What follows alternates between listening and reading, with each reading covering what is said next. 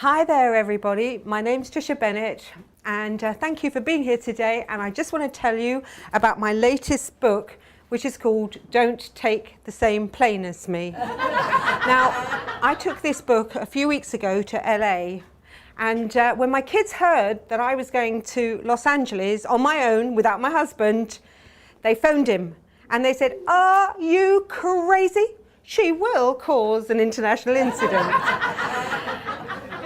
And when he told me I was going on my own, I said, no, I can't do it. I'm half blind, I'm Mrs. Magoo, I'm Clemency Jane, no. He said, "You can do it." I said, "No, I can't." He said, "Yes, you can." I said, "No, I can't." He said, "Take your thumb out of your mouth and just tell yourself you can do it. This is your opportunity to grow up." Well, okay, so he took me down to Orlando, even there, I was begging him. I was saying, "Please, please, please stay with me." He said, "Tricia, I can't. I've got to get back. I'm on the tea room. Just do it. Go." And then he disappeared off. And he said he was hiding behind a corner, watching me. And he said, "Immediately I left you, you were little girl lost." Well, the first thing that happened was over the intercom was some sort of message while they were trying to get you in line in that place where you put all your stuff down. And there was lines and lines.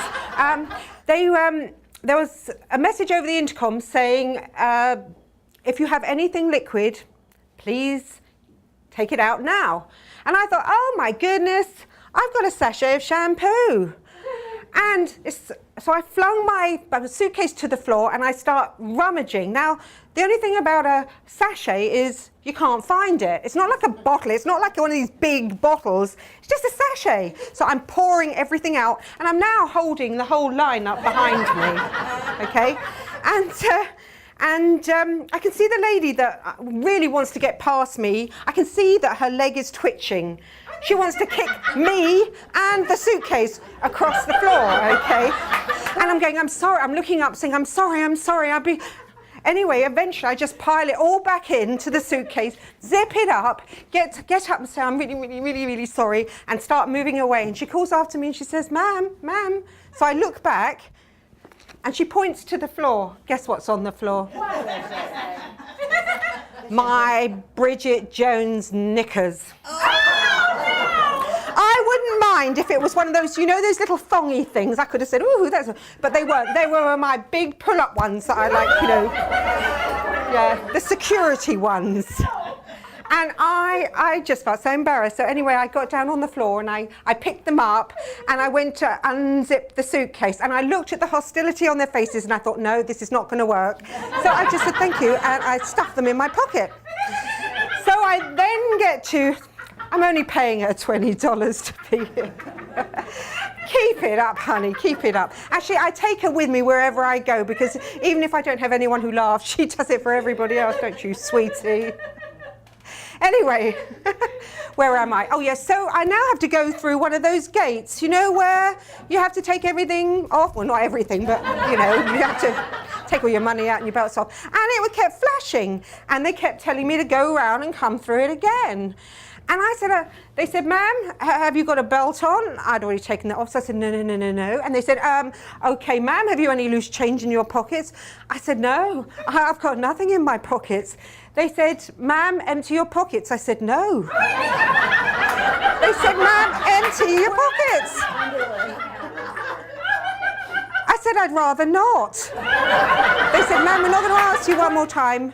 Empty your pockets." So out I brought my Bridget Jones knickers. At that point, there is a hand on my shoulder like this, and this big buxom lady says to me, "You have been randomly selected for further screening." I'm thinking there's nothing random in this at all, I can tell you now. So you don't have any choice. They've got their hand, and it's sort of gentle, but it isn't, you know?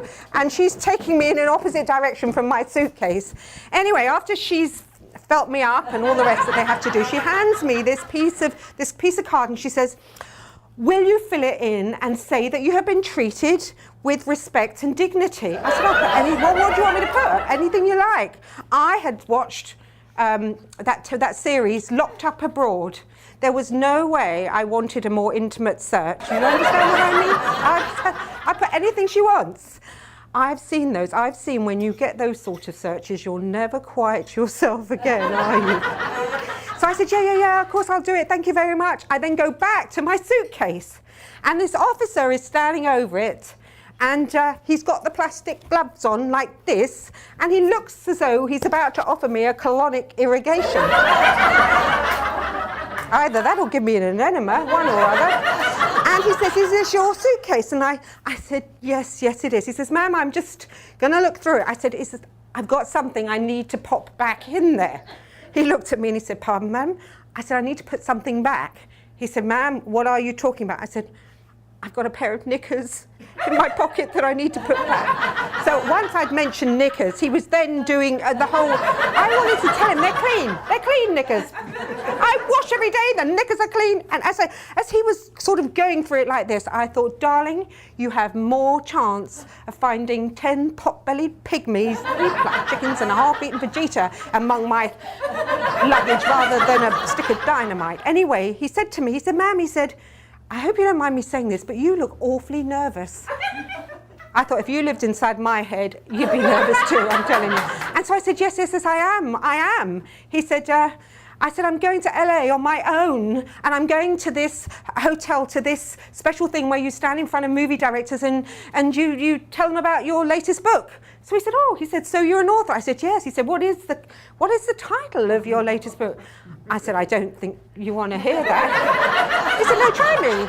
I said, it's called Don't Take the Same Plane as Me. He said, ma'am, he said, when it comes out, please get me a copy.